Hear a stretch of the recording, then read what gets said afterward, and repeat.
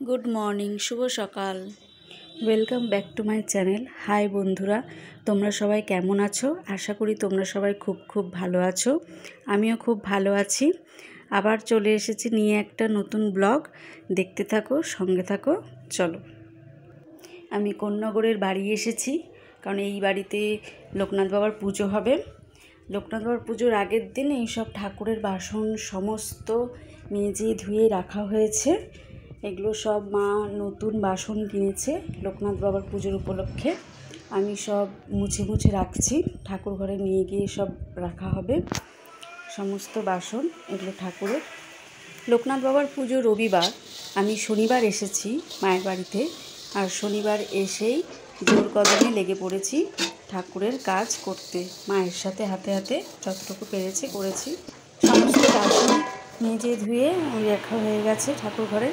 এখন রবিবার দিন দেখো, ঠাকুরকে মা সুন্দর করে সাজিয়ে গুছিয়ে ঠাকুরের সামনে সব রেডি করেছে। ঠাকুর মশাই এসে গেছে, পুজোয় বসে গেছে। পুজো এক্ষুনি শুরু হবে, জোগাড় যন্ত্র চলছে। এখানে ঠাকুরকে ফল হচ্ছে 5 রকম ফল বানিয়ে দেওয়া হয়েছে। ঠাকুরের জন্য ভোগ রান্না হয়েছে, লুচি, 3 রকম ভাজা। কিন্তু এখানে আমি তরকারিটা দেখাতে পাচ্ছি না, লাবড়ার তরকারিও হয়েছে। সেই সময় রেডি হয়ে উঠতে পারিনি, তাই জন্য এখানে দেখাতে পাচ্ছি না।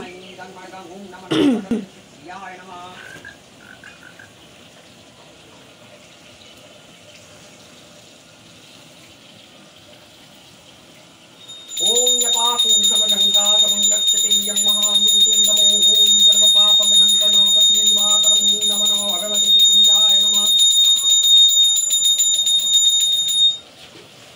দেখো ফ্রেন্ডস, আমরা এখন লোকনাথ বাবার পুজো হয়ে গেছে।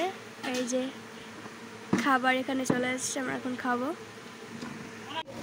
লোকনাথ বাবার পুজো কমপ্লিট হয়ে গেছে, আর প্রসাদও আমরা নিয়ে নিয়েছি এবং সবাইকে প্রসাদ দেওয়া হয়ে গেছে।